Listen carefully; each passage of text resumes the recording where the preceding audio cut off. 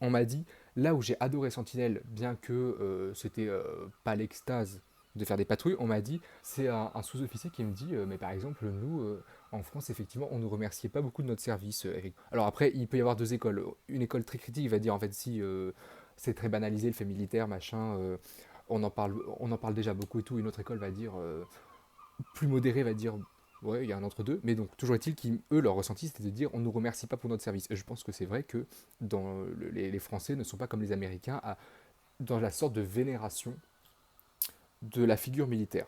Et il me dit, par contre, là, dans Sentinelle, ça m'a fait sentir soldat à nouveau parce qu'alors là, j'ai eu le contact avec ma population française. On m'a remercié, on m'a surtout en 2015 après les attentats, on m'a dit merci, merci pour votre profession et tout. Et c'est fou de voir comment il y a eu une sorte de professionnalisme militaire qui a été émotionnalisé. C'est-à-dire qu'il y a eu une sorte de transaction émotionnelle. Nous, citoyens, les gens se sentaient rassurés d'avoir une force militarisée qui nous protège. Et de l'autre côté de l'équation, une force militaire qui non seulement est contente d'être au service de son peuple, mais est contente d'être confirmée dans son Ouais. rôle D'être de... valorisé, ouais. exactement.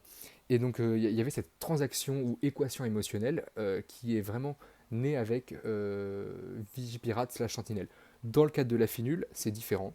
Bon voilà, la population sud-libanaise, son opinion publique vis-à-vis de la finule, c'est encore tout un truc, et la légitimité que la mission a, mais dans les perceptions des soldats. Moi, c'est ce que j'ai.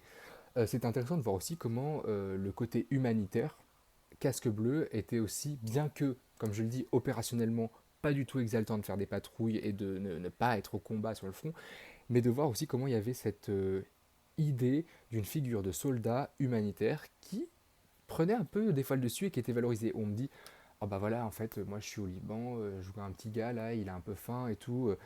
Je me dis que c'est pour lui que je le fais, pour ce petit Libanais. Alors, des discours qui vraiment, on peut en être tout à fait critique et avoir une lecture, voir tous les biais qu'il y a là-dedans. Mais on m'a dit, mais par contre, voilà, ça c'était un truc qu'on me disait beaucoup. euh, ah mais nous, le soldat français construit des écoles, creuse des puits, ça c'est ce qu'on m'a dit. Et le soldat américain, le GI, c'est un bourrin. Sûrement une part de vérité, sûrement une part aussi d'auto-justification.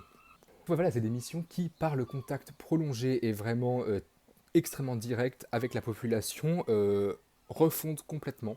Il n'y a plus de il y a plus de champ de bataille, il n'y a plus rien, mais on est avec la population, participe vraiment à l'affect. Voilà. Et on crée du lien, ouais, un peu. Voilà, on peut Parce dire que ça. quand tu es sur le terrain en guerre, le civil, tu ne le vois pas.